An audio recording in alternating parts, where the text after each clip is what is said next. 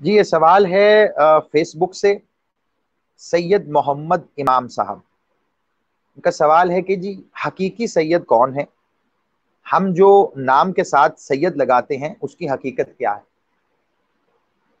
جناب میرے بھائی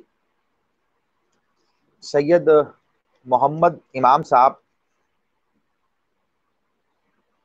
مختصر جواب دوں گا کیونکہ اس کی اگر میں تفصیل میں گیا تو بات بہت زیادہ، یہ تو پورا ایک عنوان ہے جو فضیلت سادات پہ پڑھا جا سکتا ہے. لیکن جو سوال آپ نے کیا، میری کوشش ہوتی ہے کہ میں سوال کے الفاظ کو مد نظر رکھتے ہوئے جواب دوں. یہ میری ہمیشہ سے کوشش رہی ہے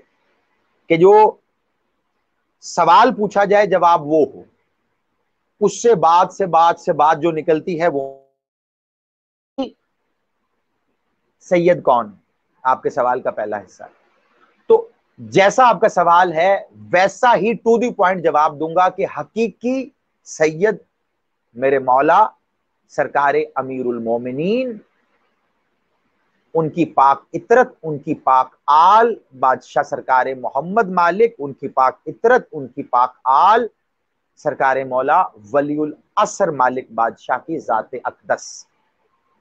حقیقی سید وہ. ٹو دی پوائنٹ آپ نے بات کی، میں نے ٹو دی پوائنٹ آپ کی بات کا جواب. اب اگلا آپ کا حصہ ہے جی ہم جو نام کے ساتھ سید لگاتے ہیں اس کی حقیقت کیا ہے. تو سرکار یہ بات ہے نسبت کی، یہ نسبتی بنیادوں پہ آپ نام کے ساتھ سید لگاتے ہیں، اور وہ جو سادات کے سلسلے جو نسل در نسل چلے آ رہے ہیں ان کا عزت، ان کی تقریم، ان کا مقام، ان کی حرمت، وہ ساری اپنی جگہ، اس کا ملحوظ خاطر رکھنا. لیکن یہاں ایک بہت ہی باریک بات ہے، جو سادات ہیں وہ کوئی بھی ہوں، زیدی ہوں، عابدی ہوں، کاظمی ہوں، بخاری ہوں، جعفری، کوئی بھی سید ہوں، میں پھر دہرا کے کہہ رہا ہوں کیونکہ نازک بات ہے، دھیان سے سنیں گے، ان کی عزت، ان کی تکریم، ان کا مقام، ان کی حرمت اپنی جگہ. لیکن اگر کوئی سید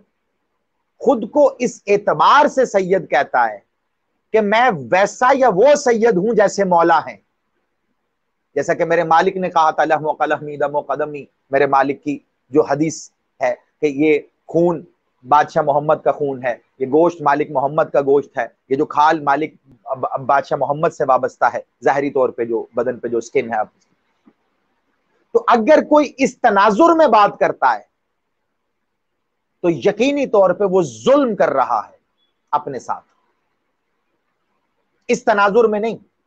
یہ نسبتی سلسلے ہیں، یہ نسبت سے وابستہ رہیں گے. تو حقیقی سید میرے مالک کی ذات اقدس ہے، اور جو نام کے ساتھ سید لگاتے ہیں ان کی حقیقت یہ ہے کہ وہ نسبت سے سید ہیں. ان کی عزت، ان کی تکریم، ان کا مقام، ان کی حرمت آپ نے اس نسبت کی وجہ سے کرنی ہے، تبھی وہ قائم رہے گی، اور اس کا اجر و ثواب، منزلت بھی آپ کو اس نسبت کی وجہ سے ہی ملے گی. ٹھیک ہے، جو آپ کا سوال تھا میں نے اس کے ہی حدود کے اندر رہتے ہوئے اتنا ہی جواب دیا ہے. اور ساتھ میں اس میں اضافی طور پہ یہ کہہ رہا ہوں کہ اگر کوئی خود کو اس انداز میں سید کہے کہ جیسے مولا علی نے خود کو سرکار محمد سے منسوب کیا، یا مولا سید سجاد نے خود کو سرکار مولا محمد سے منسوب کیا لحم و قلمی حدیث والے معاملات میں، اگر کوئی اس انداز سے منسوب کر دے کہ یہ خون انہی کا خون ہے، یہ گوشت انہی کا گوشت ہے، یہ کھال انہی کی کھال ہے، یہ ہڈیاں انہی کی ہڈیاں ہیں، اگر کوئی اس طرح منسوب کر دے تو پھر اس نے ظلم کیا.